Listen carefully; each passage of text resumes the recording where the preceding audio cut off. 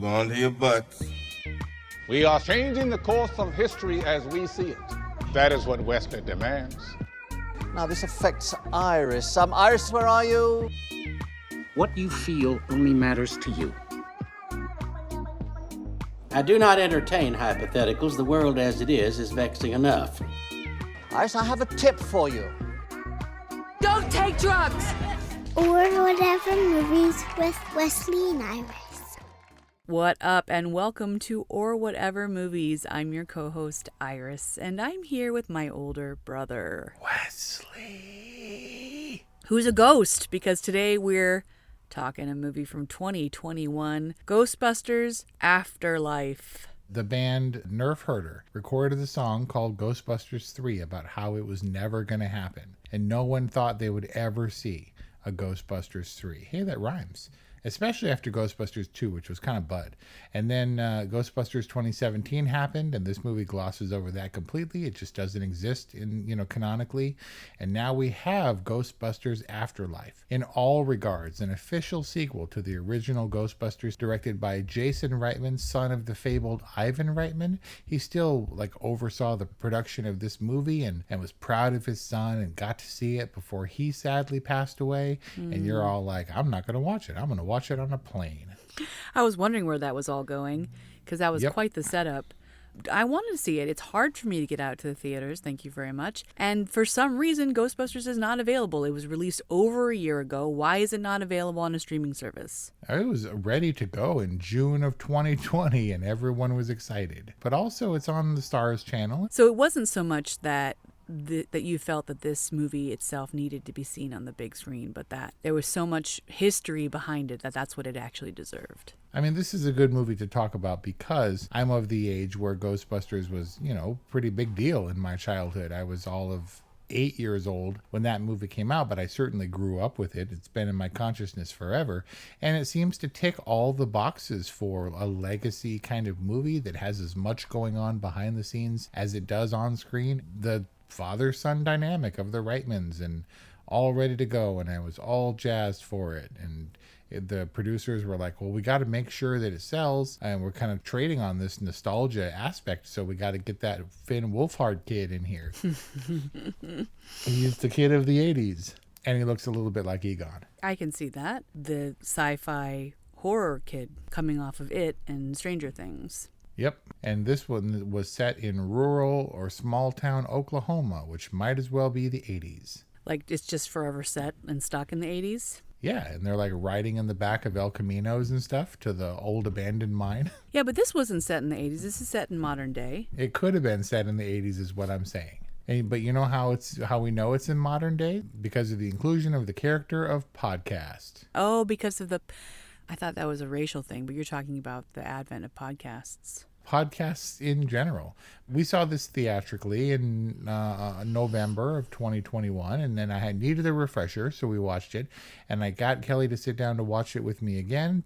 But then as soon as that kid showed up, she turned to me and she's like, "You hate that kid." Podcast? And I'm like, yeah, I do. They went on an extensive search to find this kid, Logan Kim. And I'm not saying there's anything wrong with this young man. But that podcast character, sorry, Jason Reitman, that is a terrible character. Oh. And every part of that movie that kid was in, that character was in, would have been better without him. And I had my doubts about young Mckenna Grace. And I was like, oh man, we're doing it with kids. Because they had long talked about another Ghostbusters movie and the idea of passing it off to another generation. But these kids were awfully young. And I was like, how is this going to work? Maybe it's because we're podcasters and we know that we don't need all the gear and that weird long boom, like shotgun mic or whatever that was. Like, who wears cans when they're, is it just a podcasting kind of look? Yes, it's way more visual and cinematic, but also serious audio people wear cans.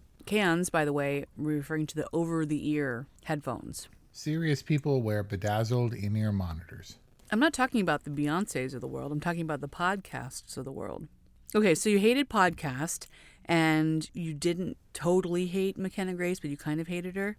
She's the hero of the film. No, she was fine. She was serious and not like a dumb kid character. She never broke down and cried once. I appreciated the fact that she didn't process and demonstrate emotions the way other people did. Got no problem with that kid. So did you rewatch this movie for this review? I did. And before you did, what stuck with you?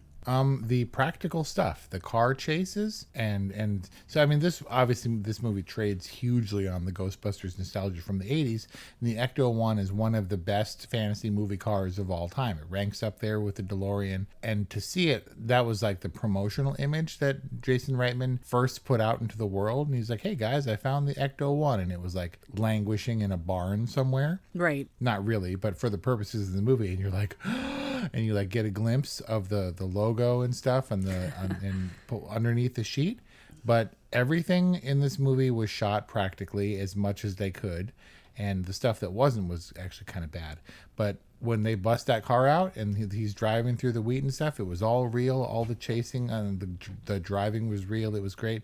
They had practical hell dogs or super hounds or whatever. So you loved the practical effects, you loved the car chases, of which there were at least 2. Yeah, and look, there was a lot of Ghostbusters. There are videos on YouTube of side-by-side comparisons of all the same dialogue, all the same gimmicks and shtick, and that was hugely heavy-handed and profoundly it was just overused. Like, they played this movie, they debuted it at Comic-Con for people who thought they were coming to a panel of Ghostbusters Afterlife, and they're like, "How would you guys like to watch the movie?" And they're like screaming their heads off every time there's even the Vegas Ghostbusters reference, because I know all the Ghostbusters references. I got all of them. Yeah. And even so, I was like, man, seriously? That didn't need to be included. This movie can stand on its own, or at least it should. I agree. And I thought that was most played out with Gozer. Yeah, I don't know why we needed... This was like The Force Awakens or the Jurassic Park Dominion of the Ghostbusters franchise, because it was... Did it have to be Gozer again? What about Vigo? Vigo? Who's that? Oh, man. You don't even remember. You have to rewatch Ghostbusters 2, dude. Vigo the Carpathian. Oh, is Ghostbusters 2, I thought that was like Back to the Future 2, where you're like, I'll just skip straight to whatever's next. Well, if you're going with the original Ghostbusters cast, Ghostbusters 2 can't be ignored. But even that retreads a little bit. But yes, I disagreed with Gozer coming back in far less spectacular fashion than in Ghostbusters. But not only was it Gozer, but did Gozer have to repeat all of her previous lines? Right? She's like, "I think she remembers us." And she's like, "Are you a god?" And then before that, she's like, "Are you prepared to die?" And she's like, "No, I'm 12. And it's like kind of cute or whatever. But does Gozer only know like 3 human questions? And like only one outfit, apparently. Okay, there was the Gozer retread, and then Callie has to be dressed like Sigourney Weaver in like a flowy on the red spectrum dress, and she has to say, what line did she say that was the same as Like, "Are you the Zool's? Keymaster?" Oh, she says, "There is no mom. There is only Zool." Yes. So you're so well versed in Ghostbusters, you didn't even need to revisit it for the purposes of this movie. I'm pretty well versed in Ghostbusters. I mean, we probably saw it hundreds of times when we were kids, and Yeah. I revisited it recently just for sheer love of it. So you ready for your Ghostbusters Afterlife quiz? Oh man, no, but go ahead. Why did Egon die? That's a great question. So I can't say that I totally followed the cold open. He's like obviously prepared with his dirt trap, and he's baiting whatever spirit he was baiting, and then the power grid fails, and then he's sitting in a chair, and then he gets chair raped like original Ghostbusters style, and then he's like gone. That's how he died. And so he died, and then the spectrometer thing or whatever lights up because he's now a ghost. Okay. But one of the ghosts got him. Was it Zool? It was a big baddie. It wasn't like just a ghost, because he was doing the whole thing that he had been building toward. And the spirit was like, pew, and it shot back to the Shandor mine. But the ghost of Egon stayed in the house. I guess so. He's like the happy ghost who like you can turn to play chess, or like we'll find the light switch for you. Right? So second question, why didn't Egon get sucked into the plethora of traps? Well, don't you have to be like proton blasted, like controlled enough to be aimed into a trap? Like traps, they're not like all purpose, like omnidirectional. You have to like guide them into the trap and get that into like the trap field or whatever. Yeah, you do. See how long it took him to guide the thing under the muncher to trap that damn ghost? That was like a 20-minute ghost busting sequence. Oh, the Slimer like ghost that ate metal? No, it's very different. It's not Slimer at all. It's Muncher. Okay, but why doesn't it just go, like seep through and go through the bars? Like, why does it have to munch through them? Why does it get caught in the bars? Does it have a material, physical form? Because, yeah, Muncher is a very practical, real ghost. It can't just float through bars. And when it travels, it has to travel along the roads in the town, like at Bustin height. Like they have to be... So they need to follow it all the way out to the Shandor mine so they can catch it. Just at busting height above the Cadillac. Exactly. That is a good ass point, Wes. Muncher was not as charming as Slimer, and I don't think there was any ectoplasmic residue in this movie. No, there was, because when they first discovered Muncher, which, as Kelly Ray noted, a ghost was conveniently made available the second she switched on the proton pack. Then there was a ghost to bust. But there was residue on the metal that it was munching. Oh, and they were tracking right. it.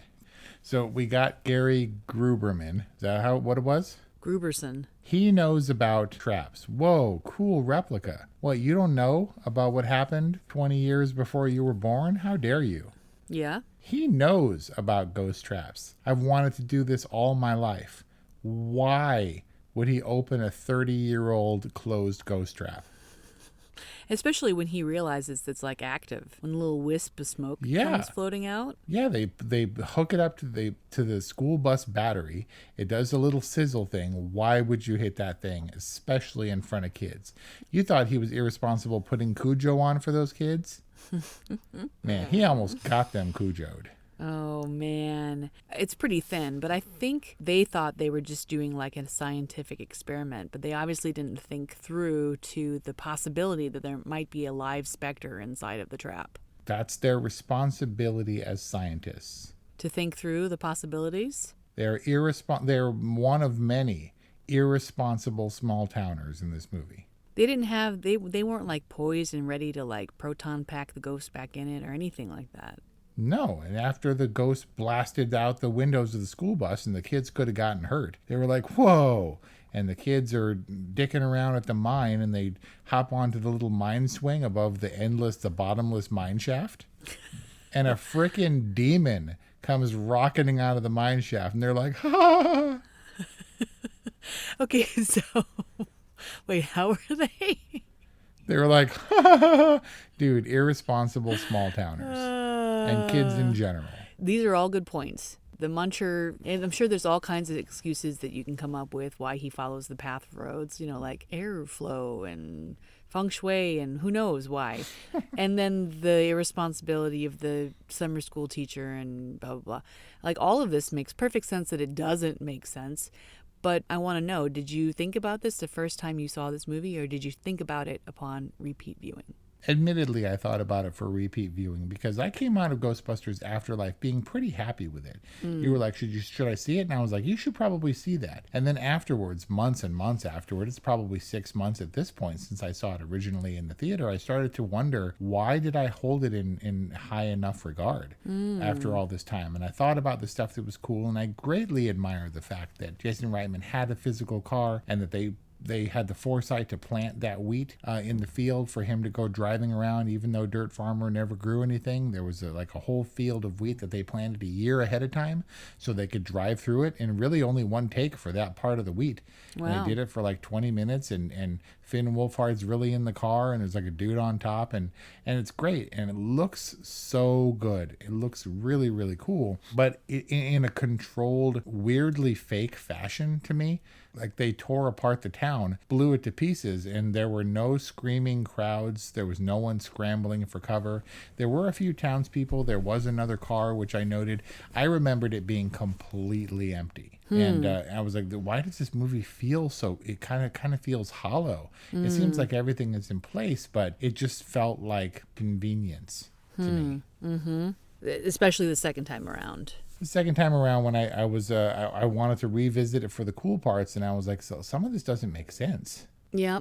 Any other small towny weird inconsistencies? Like, why, if you had the Shandor mine and everybody knew how to get there, including the 12-year-old podcast kid, why wasn't that the local hangout? Like the bum refuge, like the spray-painted Lost Boys kind of cave? Is very weird. Yeah, and like, had they abandoned any archaeological studies or whatever on it? Like, why was it all curtained off? Why was it a secret? And Why forgotten? did Egon keep it a secret? Everyone didn't know what was happening, but he was like responsible for keeping Gozer at bay with the automated proton pack set up, right? To keep the demons from bubbling out of that well. But Egon tried. He tried to talk to Dan Aykroyd, but Ray wasn't hearing it.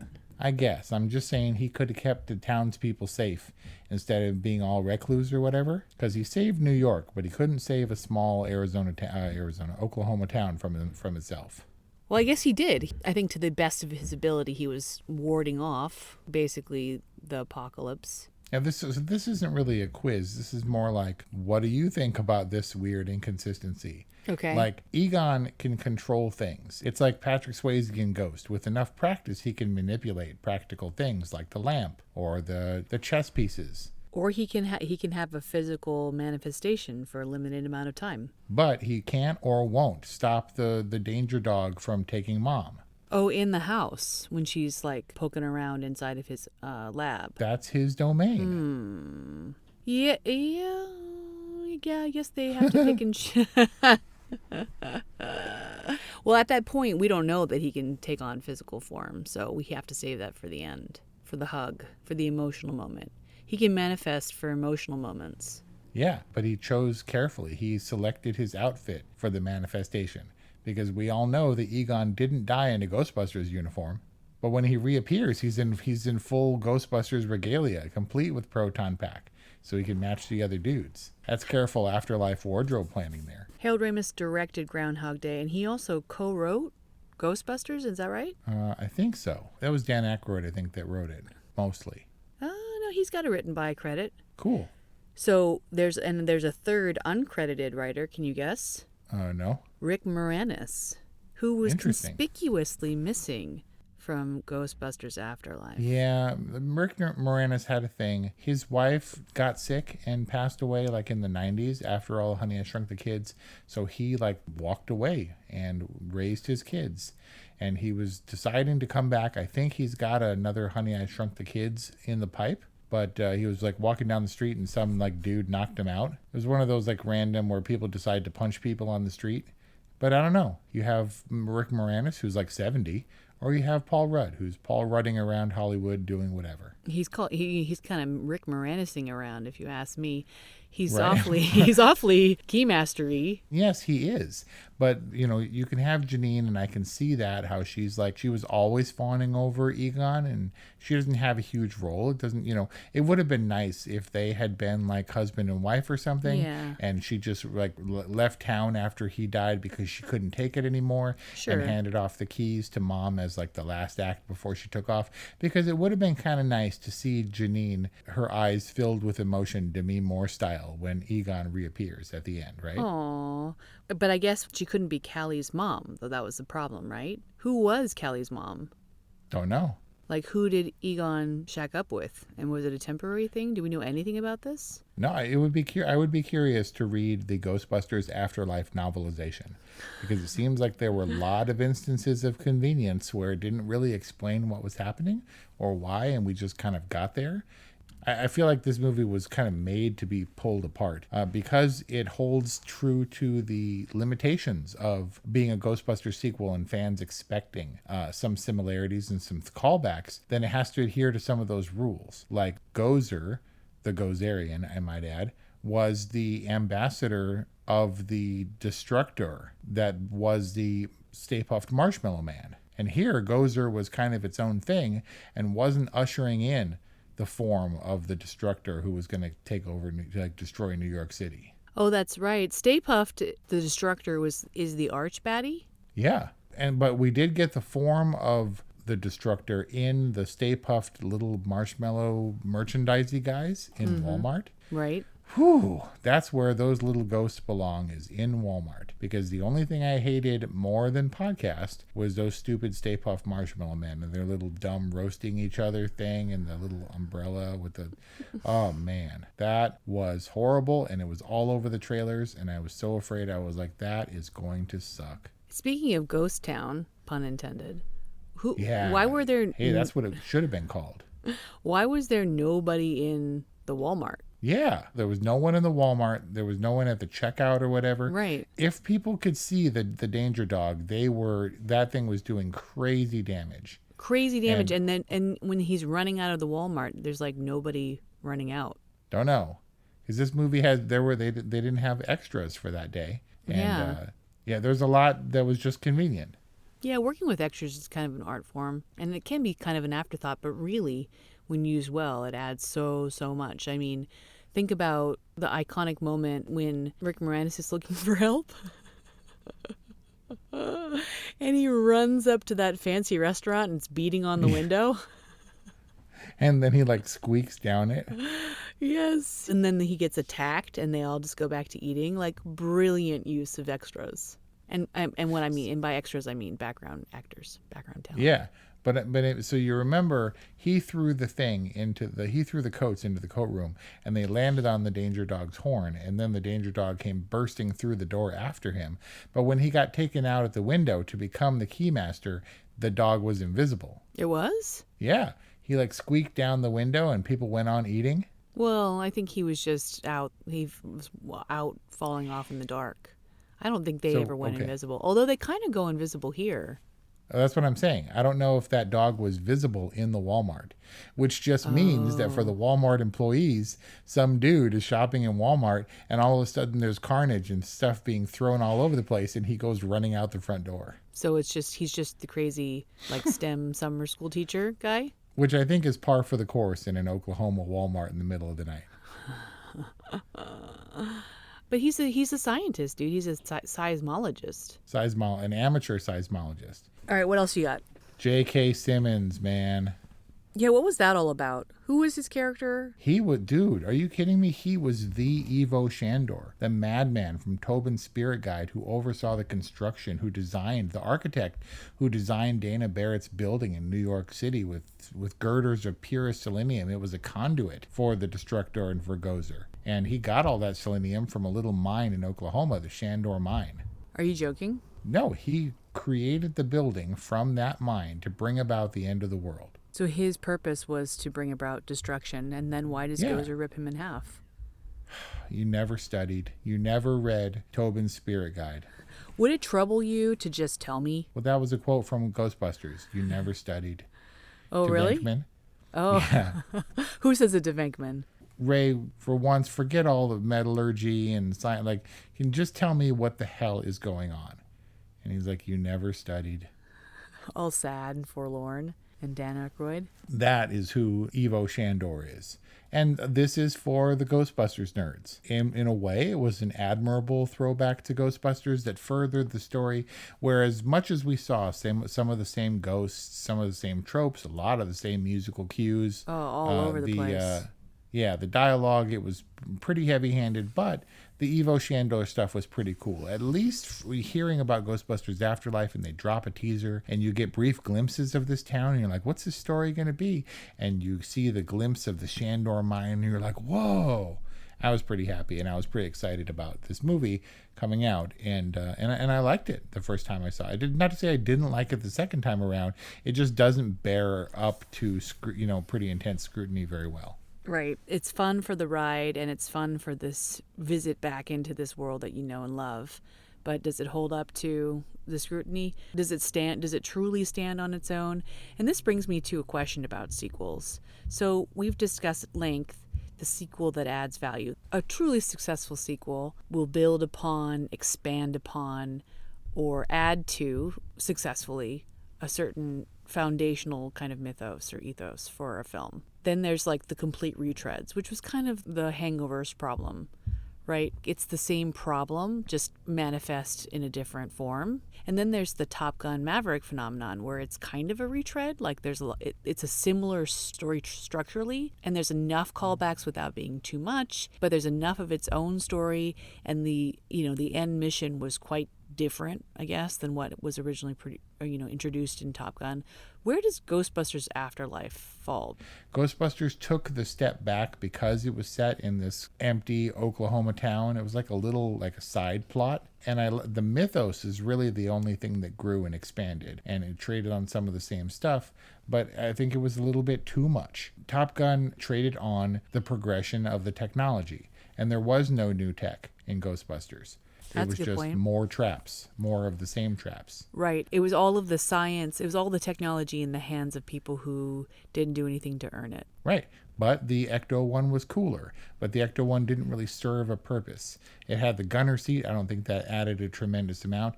But there is something to be said for the nostalgia. They didn't use the equipment in any new kind of innovative way. There was no better ghost busting equipment. It was the same stuff. I have to think that this movie would have been pretty weak if it didn't come with the built-in nostalgia for Ghostbusters. And I also think that if I had been 11 after having watched Ghostbusters and then saw this movie with kids my age being Ghostbusters, I would have been way more taken in by it. You would have preferred Ghostbusters Afterlife? I think I would have liked this movie more than I did, especially the second time around, because it did get me in the feels and it got me in the nostalgia the first time I see it. It just doesn't bear up to repeat viewings the way that Ghostbusters always will, in my opinion, because it was funny and it was audacious and ridiculous and salacious, and there was the crowds and Dana Barrett what was all sexy like. But for this one, this was a more family friendly movie, I guess. But let me tell you, when little Mckenna Grace puts on the proton pack and fires it up, I got chills. I was like, oh man, that was sweet. She's great too, with the little where you blow back and then you're kind of shaking and trying to steady it. So good. It was pretty cool. And he takes that Cadillac out into the wheat field and it's all roaring and stuff, and those weird sirens, non-American sirens. Right. It was awesome. And all he does is take it for a joyride and jump across the road when he hits the jump, and that's it. And it was freaking sweet. You wanted to see that car in action, and you wanted to see them fire up the proton packs, and now we have the gunner seat and the thing, and he's really driving that car around the town and skidding out and stuff, and it was sweet. And that's really kind of it. Well, so if there was no new tech in the movie, then why did Gozer get an update? What was her update? She got bigger and spikier shoulder pads. She got spikier shoulders, and then she got electric currents. I mean, she was kind of electric before. You know who played Gozer? No. Uncredited Olivia Wilde. No, really? And so therein you're like, okay, well, you got Olivia Wilde, that's a good thing. But it was uncredited, and Gozer didn't look the same. She looked like a Comic-Con Gozer cosplay or something. That's what I'm saying. Gozer was a little bit more designer or something like that. Yeah, she got way Gozier. I'm gonna step it up next time I go as Gozer the Gozerian. I still have the flesh colored unitard, but now I won't just do saran wrap. I'll do the electric-y thing. I want to be Muncher. I could do Muncher. I have the body type, and I could have one of those inflatable costumes. And people at Comic-Con do Force Ghosts from Star Wars, and they just put like a blue gauze, wrap blue gauze around themselves, and it looks like a ghostly aura. Wow. I could do that. I think what you're saying is that the backstory of Ghostbusters Afterlife is perhaps, it's at least as interesting as the movie, if not maybe just a touch more. The fact that it's Jason Reitman, the fact that you have all of the Ghostbusters back again, and the fact that you have this amazing and actually really quite touching tribute to Harold Ramis.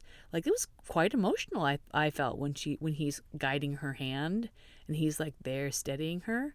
I get kind of choked up thinking about it. It was a loving tribute to Harold Ramis, which I thought was very touching and very appropriate. If you were going to do the movie, you can't just gloss over it. So he was an integral part of the plot. They put a lot of effort. They duplicated Harold Ramis in CG until you couldn't tell the difference between the original footage of him in Ghostbusters and not. And then they aged him up through the decades, so it was pretty perfect. And then with the adding the ghostly haze around him, it was pretty good. I mean, he did look like a digital character, but we saw it in the movie and in the theater where it was blown up huge in maximum definition. And I thought it was pretty nice. The fact that they didn't belabor the character by making him speak or to try to match the voice. It was on par with a tribute in the same way that Iceman was in Top Gun. It was tasteful and not overdone. And it made sense from a story perspective. Like, they needed all 4 streams, and they needed Finn Wolfhard on the power grid, and they needed Mom on the thing, and it was about all of them working together. You get all 4 Ghostbusters back together again, and it feels like all is right in the world. I'm going to give Ghostbusters Afterlife with real consideration. I didn't come out of it with this lovesick kind of nostalgia. It doesn't matter. It needs to hold up as a movie on its own. And in that way it does. Ghostbusters Afterlife isn't bad. Nothing can measure up to its predecessor, the original Ghostbusters. It's impossible. So but for what it was a different story and yet the same story. It's an official all right. And that's our discussion on Ghostbusters Afterlife. An all right from Wes and a good from Iris. Check out Ghostbusters Afterlife, streaming on Starz. Add on to Amazon Prime or Hulu. We hope you enjoyed this discussion on Ghostbusters Afterlife. If you did, please like and subscribe to our podcast. Check out our other episodes at orwhatevermovies.com, or please get in contact with us. 818-835-0473 is our hotline, or whatevermovies@gmail.com is our email address. Can you believe that? We're ready to believe you. Thanks for listening, and we'll see you next time.